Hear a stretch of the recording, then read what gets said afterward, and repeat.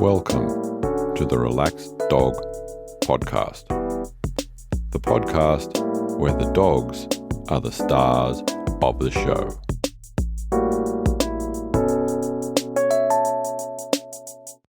Of the Relaxed Dog Podcast, sponsored by therelaxeddog.com.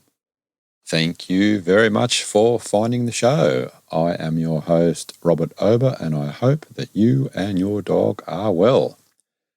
Our guest this week is Dr. Lennon Foo from London. But first, in some doggy news, the internet was again divided when a simple post was put on of an elderly gentleman that wanted to check out a new recliner for his lounge room. When his family took him to the furniture store, he had a simple request, and that was that his companion would be able to check out the chair to see if it was suitable. And yes, his companion was his dog, Coco. So they put a post on, and of course, everyone said either great or why is the dog in the furniture store? Anyway, they both like the chair, and I understand that they're all very comfortable at home.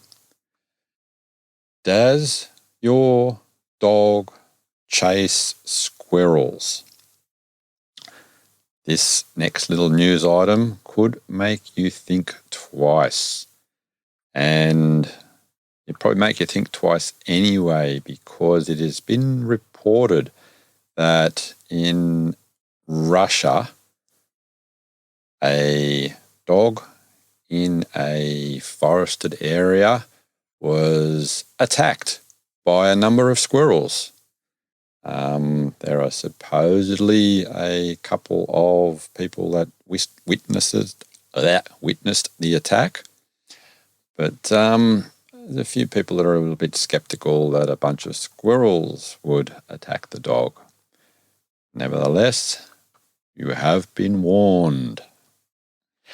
The results for the November, even though it's a bit late, I can't believe my dog ate, most popular one was Theodore, who showed his prize dead rat during a Zoom meeting. The votes are now open in the Facebook group, and we have Di with a tin of paint, Akasha with a friend's mattress, Sissy with her own poo, Paddington likes chewing on some concrete blocks, and Sirius gets into rat poison. So it's a nice selection there. I think it's time for this week's interview. Welcome to the Relaxed Dog Podcast. I'm here with Dr. Lennon Foo. How are you? I'm fine, thank you. Thanks for inviting me. Very excited. Oh, my pleasure. And who are we going to talk about today? Today, we're actually not going to talk about one, but actually 7 dogs. So, you're going to ambush me now. 7. There's one favorite though, so we can focus on that one. But I did have 7 dogs. Yeah, no, that's absolutely fine. We'll focus on the one, and I'm sure there's going to be that interaction between all of them is no problem at all. So, I had those dogs. Actually, I rescued those dogs. It was when I was a kid. And at the point in time, before I became a vet, I was a fairly average pet owner, not the best, I must admit. Now knowing what I know, I look back and I cringe. It's like, how on earth could you treat pets like that? But hey, we live and learn. Mm-hmm. And we rescued 3 dogs from my mom's friend who couldn't have the dogs anymore. And there were 3 miniature pinchers. So they came in a group. It's not as though you can just take one. And after that, so they were called Duku, Queenie, and Miu Miu. And Duku and Queenie were the father and mother, and Miu Miu was the little daughter. Then after that, they had another litter, Duku and Queenie, and we had 4 more little puppies coming out. Very, very cute. They were called a gnome, sprite, Elf, and Pixie. Okay, yeah. So so I had 7 dogs at some point of time, but the closest one that I was always closest to was to Miu Miu, the little girl whom I first met. And she certainly has helped me a lot in my life. So about how old would she have been when you got her? I was about sort of 18 years old. Okay, and how old was Miu Miu? Oh, Miu Miu was about just 1 year old. Just one. Okay, so, yep. Almost like a little pup. Yeah. That's nice. So like an instant family. Absolutely. So how was the initial transition when the three of them first came into the household?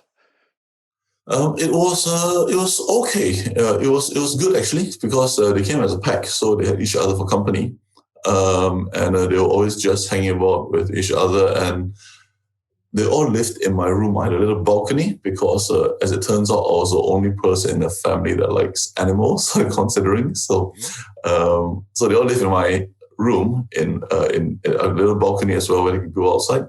And daily I take them for walks or the usual sort of things. But there wasn't too much of a transitioning issue. I think they were just pleased that they were all still together with each other. Ah, nice. Did you know where they came from previously? Well, I live in Singapore. So at the point in time I was in Singapore, so all dogs are imported.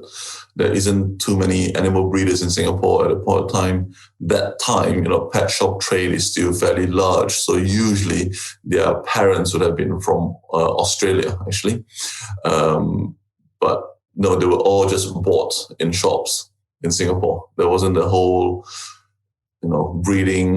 breeding family sort of thing that you have in England, where I'm situated right now, or probably in Australia as well. So it's not unusual for you not to see the parents of the puppies, especially if they're pedigree. Okay. And I'm also guessing at that time there wouldn't have been too many rescues or sort of like pound things like that. And hardly anyone hardly any street dogs as well. Yeah, no, you're right. Hardly any street dogs, because Singapore, being Singapore, is extremely a small, tidy country, and the dog control warden is pretty good at trying to keep the place clean, so to speak. So we do have a RSPCA, or equivalent for SPCA, where they do home unwanted dogs. But at the point of time, I cannot be sure of my facts. I think that's the only thing that I knew, that if you wanted to rescue a dog, you could go to that particular place to rescue. I'm sure there were other rescues as well, which I wasn't aware of. Okay. Ah, nice. And so the interaction initially with the rescue family, was it did you have a large family yourself, or? No, fairly average Singaporean style family. I have just one sister, I live with my parents. We were quite lucky because we live on a compound that has got a front garden and a back garden. And randomly, my grandfather built this compound. So there were like 3 levels of, there were 3 floors, and each floor had 2 units. And he gave each unit to his daughters. So I lived with all my aunties and all my cousins in the same block of flats, so to speak. But nonetheless, we have a front garden and back garden. So the dogs had access to the front and back garden. And we also live about 15 minutes walk from the beach. So we take them to the beach quite often as well to walk along the coast. So that's nice. Quite nice. And did they enjoy the beach walks? Yeah, they were quite feral. So I do very little training. And when I don't expect dogs to sort of roll over and things like that, they do know their names, interestingly. And I sort of train by consistency rather than going for lessons and things like that. So they do know their names, they know how to sit, they know how to wait and things like that. But when I go out with them, I tend to let them run free. So if you can imagine 3 dogs just running free, I'm just walking and they're just running around me. They go too far, I'll whistle and they come back closer.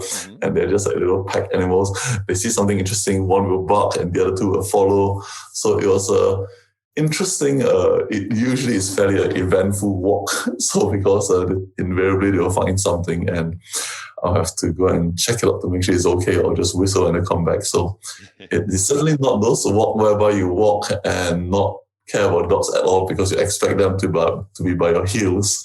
It's not like this at all. But nonetheless, it was the way I liked it. It was fun. That's nothing wrong with that either, I think. Was there much interaction with other dogs? Did they have on the beach there? Yeah, I mean, there are 3 miniature pinchers. So miniature pinchers are like Dobermans, but Chihuahua size. They certainly liked other dogs, or they felt they had a Doberman in them. So invariably they were looking for much bigger dogs and barking. And I'm like, you do know that you are the size of that dog's head, but I don't think they saw that. So they like interacting. But I think the one sort of thing which I'm grateful for is that their recall is very good. So they bark a little bit, I'll whistle or just call them, they'll come back. They've not got into a fight before or anything like that, because they do know how to back off, especially when I sort of get them back. Yeah. Nice. And what sort of games does like Miu Miu like? Or... Yeah, tricky. It's one of those things. I see amazing dog owners with their dogs, and they throw balls, frisbee. They can jump into there and get it and fetch a stick and things like that. Or even those hunting dogs that can pick up birds and things like that. But Miu Miu wasn't like that. Miu Miu just did what Miu Miu wanted. She enjoyed being beside me. She enjoyed barking at bigger dogs. But no, she didn't do the fetch or anything like that. So there wasn't much of a sort of specific game that we do. But nonetheless, we do spend a lot of time together going walking and cuddling and talking. But yeah, so there isn't any specific games. And in fact, all the other dogs would run further away, but Miu Miu would always stick quite close to me and just wanted to see what I was seeing. And so I had one faithful dog that stuck by my side. All the rest ran to explore. Yeah. So at the beach, how were they in the water? Dainty, very dainty. I can't touch anything that's too dirty. So it depends. Dooku, the father, was a bit more adventurous, and I couldn't care less how he looked, being a man. Whereas Queenie and Miu Miu, both the females in the family, was like, there's a puddle over there, I'm not going anywhere near it. There's the grass is wet, I'm not going anywhere near that. Whereas Dooku would jump into the pond and things like that. So they were quite dainty about the beach itself. It's like, okay, there's waves coming, maybe their feet will get a little bit wet, but that's it. They're not one that jump into the water and go swimming. Okay. Yeah. And what about with still water? Was that the same sort of thing? Same again. Yeah, no, they may drink from it, but they certainly don't jump and play in it. Dooku would jump. Dooku would jump to a pond, happily, which he has, except the pond is much too deep, so I had to go and rescue him. I was like, why did you jump into there? But for the 2 girls, no, they were like properly dainty. So they were, Miu Miu was usually by my side, unless she sees a cat or something interesting and she runs off but comes back quite quickly. Dooku would be the one that wanders as a male. He'll wander a little bit further away. You got to call him back, and he'll come back eventually. Queenie is halfway, so she'll explore a little bit, come back again, explore a little bit, come back again. So they tend to do their own thing. So what I do is when I say I take them walking, I literally just take them walking. So I'll be walking and they'll just be falling on the side. Occasionally, because I roller skate as well, I also get my skates in, and so the walk will be slightly faster. So you see this skater skating and the dogs are just running beside him. That sort of view, that sort of a vision. But so it was all quite interesting. There wasn't any specific, I don't bring a ball or anything like that to play with them exclusively. So they just literally did what I did or went where I went. And sometimes I do take Miu Miu shopping. So because she's small enough to fit inside my pouch, so I had a pouch. So when I go to shopping centers in Singapore where dogs are not allowed, I would just lift her up, pop in my pouch, and just carry her around the shops. And occasionally when we are in like shops like Gap or something like that, then she'll just let off a little bark and everybody looking down, where did that bark come from? Then I'll be like, okay, time to walk away from the shop right now. So that's also quite interesting. Mm-hmm. And in Singapore, I was quite lucky to live not too far from a shopping mall, so we could cycle there. So same again, when I was cycling, I put it in a pouch, and I was just cycling with her in a pouch. And so it was she was pretty much always with me whenever I could, really. But yeah, So that Nice. was I've she seen, just went where I went to, which is quite nice. I think I could be wrong if it was New York or something like that, where they had a rule on the subway that you could take your dog, but your dog had to be in a basket or, a bag. Okay, yeah. And so what a lot of larger dog owners did is they would get, something like a big sack or something like that, put a couple of holes in for the feet and just take the dog around, or a big luggage bag or something, and just it would look like the suitcase with legs just walking around. So they were technically going to the rules. Very good. No, I can see how that works. I've not seen it before, but that sounds very, very fun. You're walking the bag with the dog. Yeah. So obviously she wasn't frightened or anything like that when you're on the bike and stuff like that. She was very, very steady. She was curious, and sometimes she even just tucked right in and just fell asleep. So. Nice. So yeah, initially she was I was like, how on earth did you fall asleep with me cycling? But she did. So that was a pretty amazing. Like I said, I was quite lucky. I wasn't sure how well it would work, and I'm not very sure whether it will work with any other dog I have now. But with her particularly, she was happy to sit in the pouch and not be silly and jump out and something like that. So I think you can do to each dog what they allow you to do, really. Even for the example you just stated, the dog in a suitcase, I suspect not all dogs would be as compliant as those that has been seen walking around with a suitcase. But there we go. No, I think there's some that just would not wear anything like that. Exactly. Yeah. So, do you have any parks or outdoor areas that you took them to? Yeah, so like I said, the front and back garden, that's the usual place, and the beach is a very, very long beach, so that is the usual haunts, really. But what I remember most fondly is, apart from the walks on the beach, because that was always nice, especially when I roller skates and things like that, is the long conversations I had with her or with them, actually, about life in general. And I'm sure many dog owners would sort of relate to that. It's been said that one of our human basic needs is the need for love and connection. Most people go for connection because love is too tricky.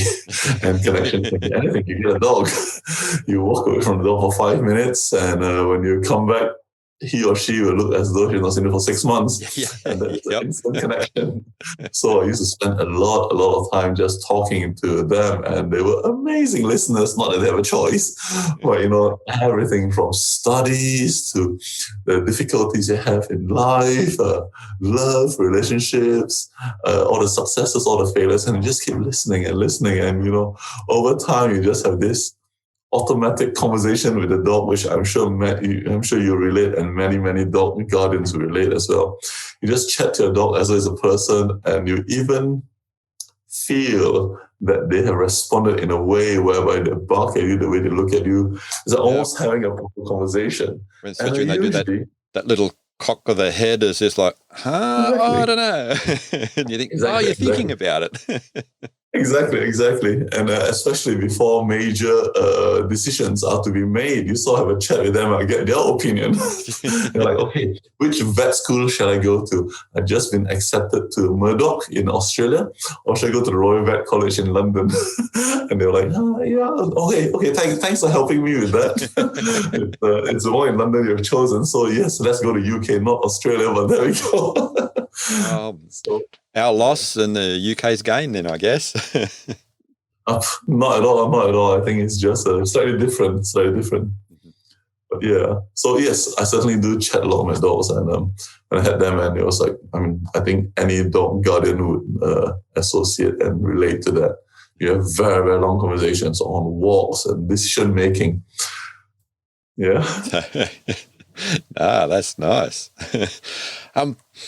Do you think that Miu has any sort of peculiar habits or individual habits apart from listening to your conversations? Yeah, no, she will cock her head, like I said. Bring a little miniature pinscher. She was very good at a head cock. And very occasionally she will bark. almost in agreement or disagreement.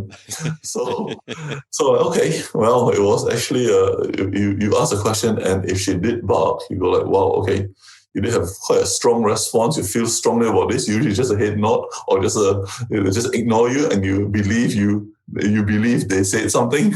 But when she actually barked, they're like, hey, you feel strongly about this. That's interesting. But so they was limited to that. Sometimes, very occasionally, she did it twice. I can't remember why. She'll come to you and put her paw on your lap. I'm like, okay, that was interesting. Didn't expect the response, but yeah. So you mentioned making a decision about vet school. Did Miu Miu and the family have an influence in your life in that way? Yeah, no, it was always difficult because in Singapore, there are no vet colleges. So all Singaporean vets are all overseas qualified, usually Australia or UK, but some from, China, Taiwan, and all various degrees, and some from America as well. So what it meant was that for obvious reasons, I had to leave the country, which one of the biggest decisions that I had to make was to rehome my dogs, which was extremely tough. And that was very, very challenging. I tried to hold back as long as possible, but I knew that it was unfair for my family, whom, like I said, I was the only person in the family that likes animals, for them to hold on to the dog while I was studying full-time in London. So that was very challenging.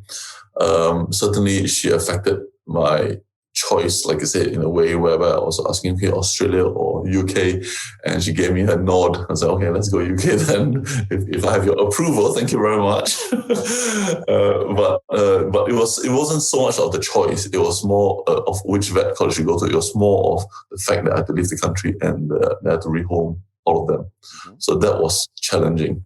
And that is also why I promised myself and said to myself, I'll never get another dog again unless I am committed and I know that I can take care of his entire natural existence, which also limited to me to when to get a dog, like in UK, because obviously I was a student, full-time student, a foreigner as well, and even when working in UK, I wasn't sure how long I'll be here and things like that. So that really helped me back in getting a dog until I was very, very sure that I can take care of his natural existence, because rehoming them was one of the hardest things I ever had to do.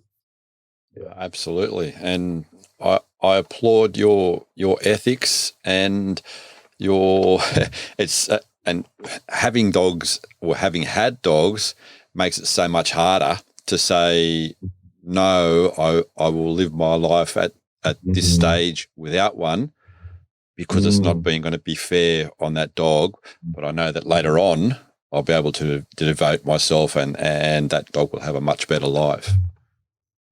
I consider myself very lucky, really. At least I get my doggy fix from work. Yeah. So every day I'm like, okay, so it's not as though I'm totally without a dog. It's just unfortunately my dog. I think it'd be quite tough if you like dogs and actually physically couldn't have a dog in your life at all times. That'd be quite challenging. But like I said, I get my fix from work. I derive pleasure out of seeing other people's dogs and being in a position to be able to help them. So that is very important to me, but I think that also kept me sane. Going back to when you just had the three and at what stage did the other litter come in? So not too long, really. So about 1 year later, we had a litter of 4. And after that, it was just typical. Like I said, I wasn't the best or most logical dog parent or dog guardian, because I just couldn't choose who to give, who to sell or what. I said, I'm going to keep all 4. And my parents were like, what? But luckily, to a certain extent, they were all quite small dogs. They were not like 7 huge Dobermans. So they were like 7 small Dobermans-ish, Pinschers. And so it was just 1 year later, so we had all 7. And what was remarkable with them, especially the litter of puppies, was that, yes, it's a litter of 4, and I'm sure I think it's amazing, but everybody would think that that's normal. All 4 of them had such different characters, and they all look so different from each other, which it's silly to think it's amazing because if you ask, like, I look different from my sister and we're from the same parents. So I don't know why I find it amazing, but it is still amazing to have the same litter. So we had the big one, like a huge bear. It's like, looks like a proper bear. It was huge. It was biggest. It was fluffy. So we called that little guy Gnome. And he was just, he was cuddly. He was just playful. So he was Gnome. Then after that, we had another one. The second one was super lanky. Very, very lanky. Whatever he lacked in sort of a size compared to Gnome, he gained in length. So he had long legs. He just looked like looks like a little dog on stilts. So we called him a Sprite. And his behavior was just reflective of that, like properly jumping up and down rather than left and right, so to speak. So he'll just jump up and down. So he's called a little Sprite. Then after that, we had a little runt, bless. Tiny little thing, half the size of Gnome, and just always looking very, very poorly and very, very sick, and just very, very small and looking very, very sad for itself, not confident at all, compared to Gnome, who is like a big teddy bear, and Sprite, who jumps up and down, super lanky. Pixie, we call him because the smallest little thing, so we call him Pixie. He was just always looking very, very almost ill, really. Bless him. So he was just he was fairly healthy, he didn't seem to have the energy, and he would play, he would still walk around, but everything is just half the speed of what Gnome and Sprite would get up to. And then after that, so there were 3 boys, and the last one was a little girl, and she was called Elf, and she was very, very sweet. So similarly to Miu Miu, she was quite feisty, but she was very, very sweet, and she was the one who sort of kept closest to me, together with Miu Miu, really. So that was quite interesting. So you get 3 boys and 1 girl with all totally different characters. They all look totally different sizes, different traits, different characteristics, and hence they all had the different names that I felt was suitable for their character. So that was pretty good. The only thing that was quite, I can still remember very clearly when they were born, they were about like that big. So tiny, like a little hamster.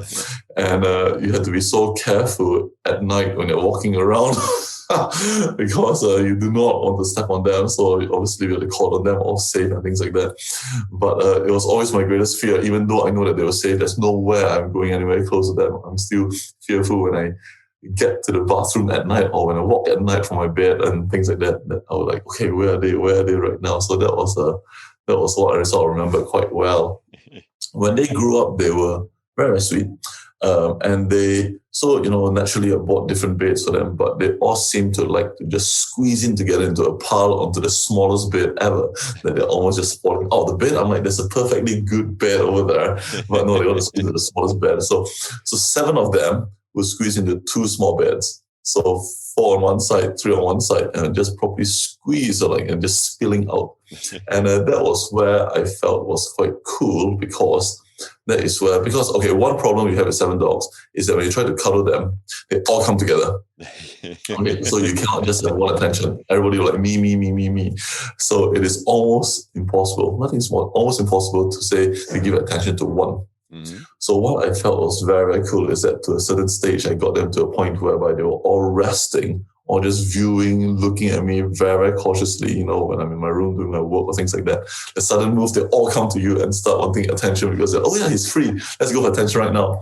So what was very, very cool was that when they were resting in their little baskets, just watching me, and there was a stage where I could turn around, look at them very, very closely and just call one by one, and just call the name of one, and one will walk out, and you play with a cuddle, and you send him back again, and you send another one here, so they could come one by one, all 7 of them. Oh, nice. I thought that was very cool.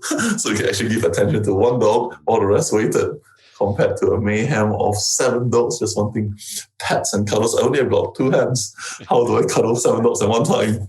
So that was pretty cool. Yeah, I had a lot of fun with them.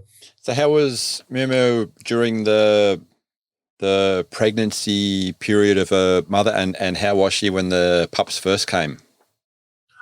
She was actually okay. She wasn't too dramatic or anything like that. So throughout the whole pregnancy, she was pretty okay. The only one that she usually sort of had a disagreement with was with Dooku, the father. and the two of them would have rows. But with anybody else, with Queenie, she was fine. And what happened that was quite interesting was when the puppies were born, she was actually almost like a big sister, just of taking care of them as well, and just being like a pack, just giving them guidance, where to wee, where to put. You can see the four of them just following her around, where to eat, when to eat, what to do when they find something like a moth or a butterfly. And they were just watching and learning. It was quite interesting to watch, actually. And where she would sort of show them where to wee and poo, or when to wee and poo. So that is also quite interesting as well. She was always very, very gentle with them. There was hardly ever any scrap. It was always just with the father. The father-daughter relationship is always very special. Yeah. Ah, nice. One thing I ask all my guests is to complete the sentence, I can't believe my dog ate... Poop.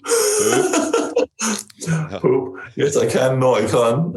Poop is one of the biggest things where I'm like, why do you do that? But not all of them did it. Only one puppy did that. I think it was only Pixie who was doing that. But apart from that, my dogs, they were very good. I can't believe my dogs ate well together. That's the thing. Ah, that's good. And I always like answers when they're like, actually, I like all the answers. Some are very entertaining, but when someone says, no, my dog doesn't pick up, things that it shouldn't pick up and eat, I think that is a good thing. Yeah, exactly. Yeah, no, I'm just grateful that, we have 7 of them, they would eat together. And there wasn't, because sometimes you can get food protection, where they protect, they're guarding their food, and they get the scraps and you feed them separately and things like that. So I was quite thankful that they all ate together from 2 big bowls. And there wasn't any sort of fights or anything like that. I'm also quite grateful for them for not eating too much poop. This is only just one little pup that ate poop, but they were quite dainty. I like to think sophisticated, delicate things that was very, very specific with their palate. It's good at something smelly. Other dogs may just, like a collie would probably just go, or Labrador just gobble it up. They look at it and they walk away. I'm like, good job, well done, you've got taste. So I'm just very grateful for them. So yeah, they don't really eat grass or eat poop or things like that, or eat too much rubbish. But that's good. So what about, and especially because you're a vet, medical issues? Did anyone have any sort of like major dramas or? Yeah, so Miu Miu had a bit of cystitis, a bit of inflammation in the bladder. Apart from that, not much dramas really. Dooku's passing was one of the calmest but also saddest thing that I've seen. So literally he fell, he died in his sleep.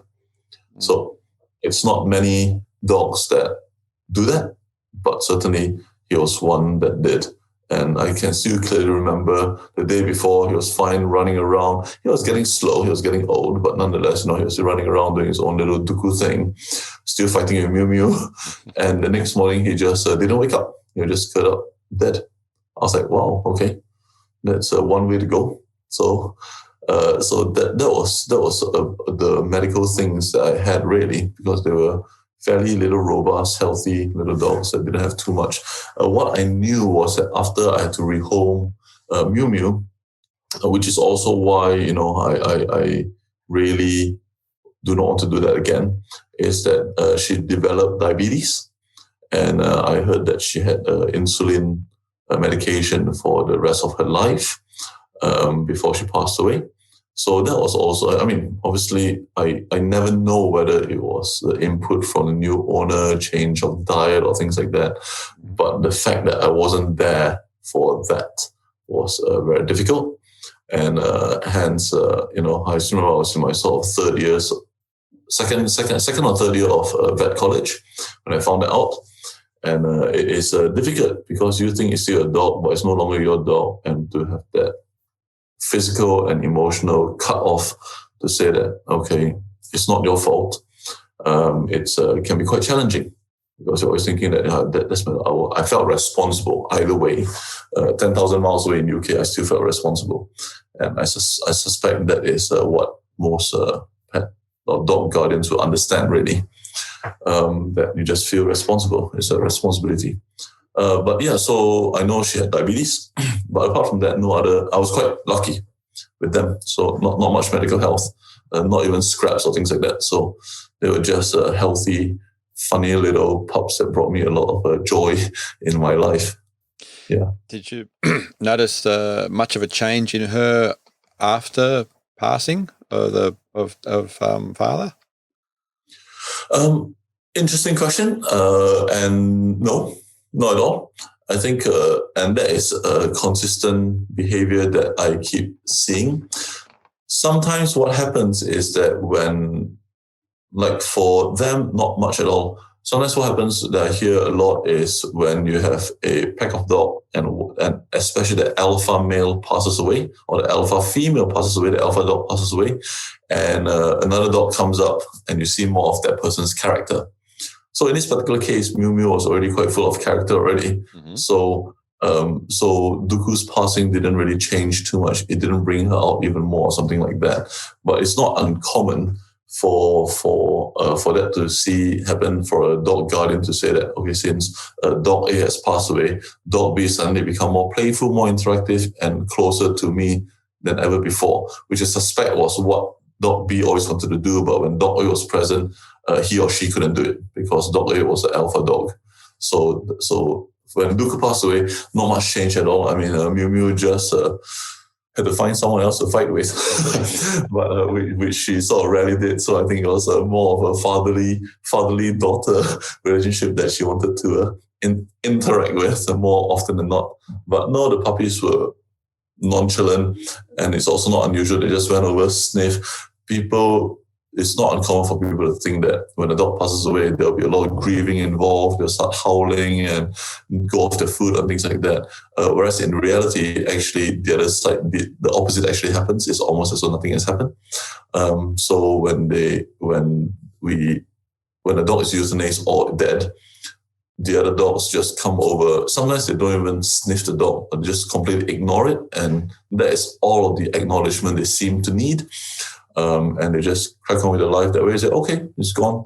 If it's missing, totally different. If the dog is missing, sometimes a lot of dogs, they will start pining and say, where is the other dog? Where is the other dog? And start looking around. But when it's dead, they actually see that it is dead. They seem to just click to say that, okay, it's not missing, it's just dead, that life is over. Let's get on with that life. Let's get along with our lives. And the reality is that many people say that like nothing seems to have changed, or their character seems better, rather than the whole grieving thing that people keep thinking that they will howl for the next 28 days like wolves do and things like that. Yeah, that's my experience anyway. Just want to go back, because you mentioned carrying Miu Miu around everywhere into the shopping areas. Any other interesting places where you sort of took her to? I tried to get her into the zoo. But that didn't go down well. So no, I was denied entry into the zoo. Shopping areas is usually the places to go. I didn't even try cinema. It was completely pointless. There were a lot of cafes. It's like, because back in my time, there were some places. It's not exactly put up. It's not. They don't have signs to say it's dog friendly or things like that. Mm-hmm. But it's just nobody says anything, and if nobody says anything, it's okay until somebody says something. That sort of rule. So I brought her to cafes, sit down at Starbucks, things like that, which is not unusual at all. And in fact, I think right now you can bring dogs to Starbucks anyway. But no, because I was a full-time student, so I was usually just studying. I brought her to my school once. But yeah. So usually shopping malls, because Singaporean, we like to do three things: eating, watching movies, and shopping. So she was like a trailblazer in a way. Exactly. No, she was just, it was interesting. I don't think any of my friends were carrying dogs in their pouches at the point of time, but yeah. Nice. I was going to say, with You mentioned the food. Did she have any particular favourite food or treats? Yeah, no, I was same again. Like I said, I didn't know as much as I do right now. So at the point in time, we were just feeding dry food. It wasn't any specific brand or anything like that. In fact, I can remember we were using pedigree at some point in time, but it wasn't because we did any research or anything like that, because it's just the most obvious, well-marketed food, and they seem to thrive on it. So it didn't really change too much. There wasn't any skin allergies or diarrhea or anything like that, and they seemed to all growing quite well. So we just continued with that food, really. As for treats, same again, it's just varied. It's whatever we felt. Whatever I felt was going to be treatable. So usually it's in a packet, little bags of treats or things like that. Mm-hmm. Same again, like I said, I am not ashamed to say that my information for dogs at the point of time wasn't as good as what it is right now after studying for it and working with them for so long. But I was just a typical 18-year-old owner, clueless, and thankfully the dogs thrived despite my ignorance. But so they were quite food-orientated, that I would say. That's how we can sort of teach them a lot of different sort of different, right? Well, I say tricks, not really tricks, but sitting down and get them back from, if they run too far away, including the recall from the whistle, you just treat them when they come back, all the fairly standard stuff, but no special food treatment or requirements. Yeah. Nice. And the other advantage from the mini pins is grooming wise, they're a low maintenance dog. Very low maintenance. Claws. It's just a claws and it's clipping. Okay. Yeah. How was she with that? Okay. Not too bad. Okay. Some others, no, not so much, but okay. So she didn't need a muzzle or anything like that. But others, okay. Others were a bit trickier. It just meant that we just need more hard surface walks. And that's, they didn't go for grooming or anything like that. No. Mm-hmm. Yeah. So, bath time? No real issues? No. I mean, we at a point of time, because in Singapore it's different. Bathing dogs is pros and cons. There are a lot of different health factors that is good and not good for bathing. We know that because in Singapore it's super hot.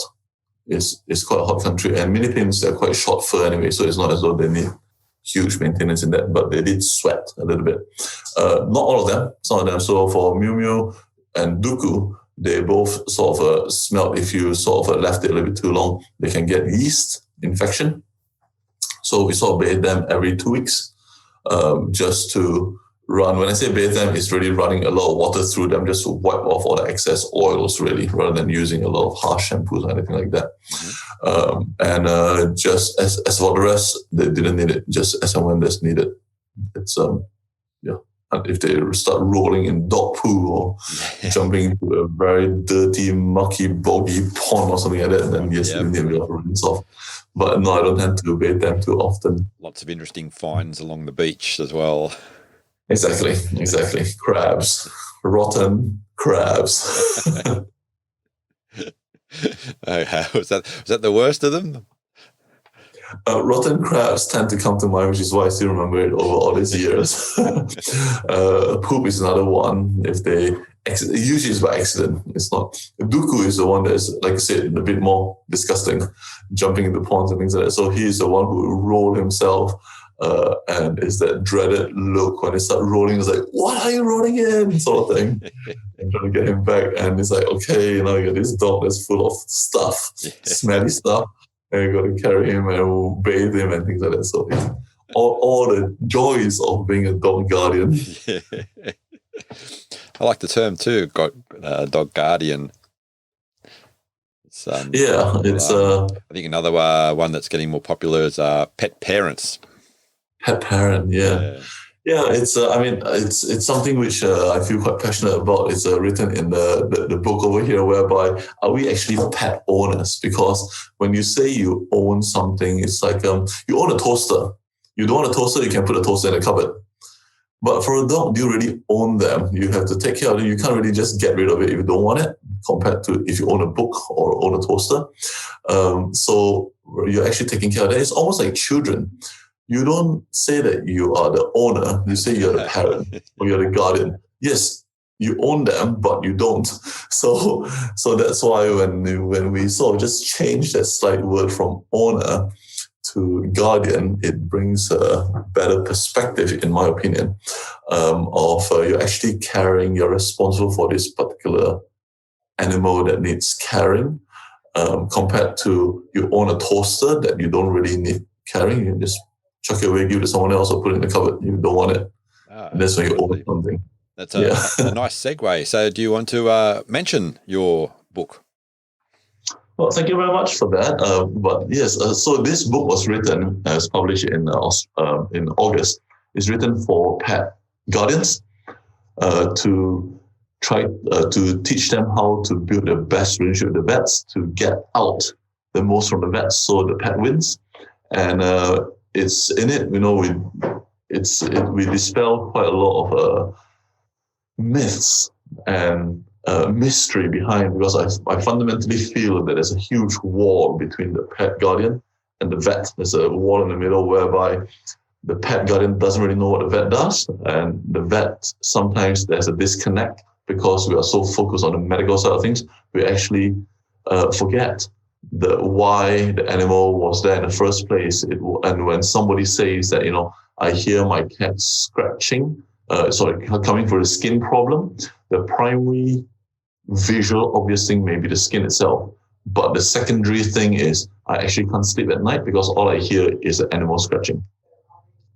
Or when they bring in a dog that is lame, vets will just focus in what's the lameness, what's the problem. Whereas the main problem could be that the pet owner is feeling, or the pet guardian is feeling guilty because he feels he's done something wrong, or he has totally disrupted his life pattern because he's not able to take the dog for a walk. That's the real problem. The lameness is just a small bit of it.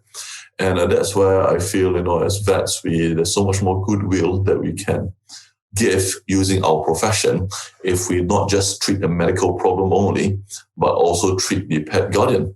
Because sometimes the first problem that you voice out is not actually the problem. And I think we all know that.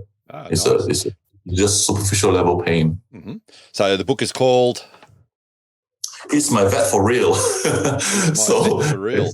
And where can people available get that on, if they're interested? Yeah, it's available on Amazon, both in Kindle, paperback, and Audible form. So whatever tickles your fancy. So it's My Vet for Real, and I'll make sure I pass you the link to Amazon. I'm sure in Australia you have got your own Amazon as well. Yes, and so it's available over there. And you've also got a website with lots of stuff on it. So I do have my own practice, which is in UK, but I also got my own personal website, which is drlennonfoo.com, and on it does have a lot of different resources, including my YouTube channel. And every week I write a thought-provoking musing using nature to inspire something that's internal for us, for our self-knowledge. So that's also available over there. And there are also various resources, free resources to download, to how to pick a pet insurance if you are having one, how to develop 6 different tips to develop the best relationship with your vet, and things like that really. So feel free to browse the website, and that's drlennonfoo.com. And and a YouTube channel as well. So on the YouTube, we share a lot of different things over there, all the practical stuff, like how to apply a spot on your cat or your dog, how to look at different sort of various vaccinations, pros and cons of vaccination. Should you even vaccinate? Pros and cons of neutering. Should you even neuter? We do quite a lot of different presentations as well, so it's all available up there as well. And the YouTube channel is Dr. Lennon at Amity. Amity is the name of the practice that I'm working in. So Dr. Lennon at Amity. And you can find all the useful resources over there. Oh, well, thank you very much. Thank you very much for sharing early life with Miu Miu and the pack. It was interesting listening. Thank you very much for inviting. It's been a pleasure. All the very best. Take care. Thank you. Bye-bye. Thank you very much for listening. I hope that you enjoyed the show. Did you enjoy last week's show and hearing about truffles and sperm whales? Did you talk to anyone about that? Tell them? Are you going to tell anyone about this week's show? I hope you do, and would really appreciate it, getting the word out. Enough of my self-promoting. Until next week, stay safe, and remember, your dog is family.